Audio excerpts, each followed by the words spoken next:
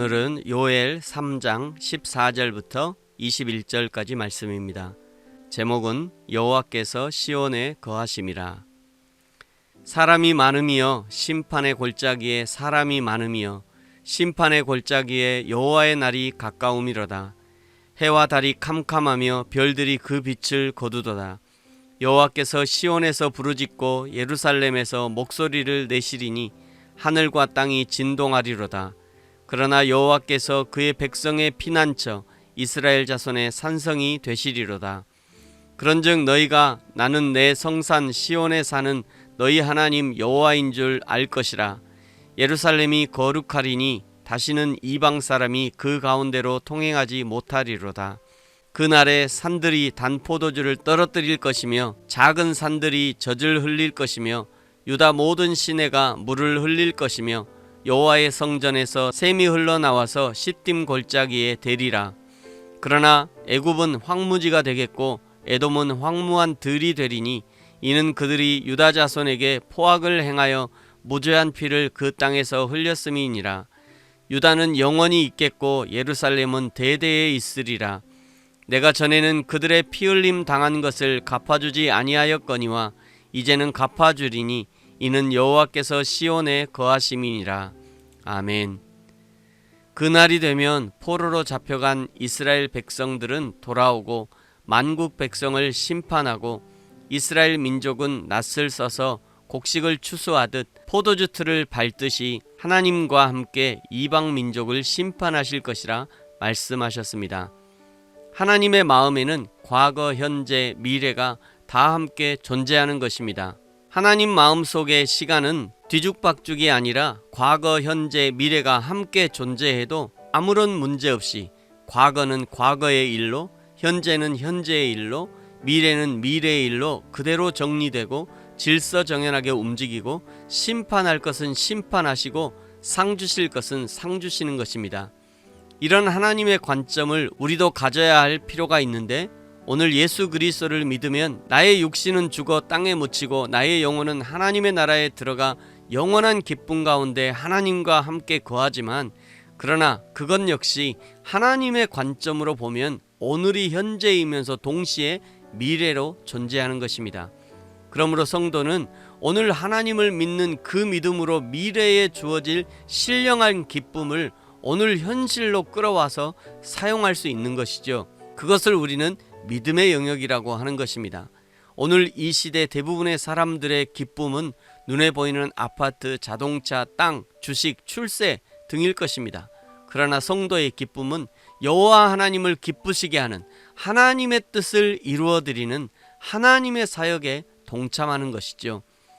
이렇게 하나님을 기쁘시게 하는 인생에게 주어지는 상급은 영원한 하나님의 나라에서 얻는 면류관입니다. 베드로전서 5장 4절 그리하면 목자장이 나타나실 때에 시들지 아니하는 영광의 면류관을 얻으리라. 요한계시록 2장 10절 내가 장차 받을 고난을 두려워하지 말라. 볼지어다 마귀가 장차 너희 가운데서 몇 사람을 옥에 던져 시험을 받게 하리니 너희가 10일 동안 환난을 받으리라. 내가 죽도록 충성하라. 그리하면 내가 생명의 면류관을 내게 주리라. 이 땅에서 하나님께 충성하면 죽어 하나님의 나라에 가서 생명의 면류관을 받는 감격과 기쁨을 누리는데, 그런데 그 면류관의 기쁨과 감격을 이 땅에서도 맛볼 수 있는 것, 그것이 믿음의 힘입니다. 여호와 하나님을 믿는 성도에게는 믿음으로 그 하나님의 나라의 기쁨을 이 땅에서 누릴 수 있게 되는 것이죠. 그 하나님 나라의 기쁨을 한번 맛본 사람은 세상 그 어떤 것과도 바꾸기를 원치 않을 것입니다.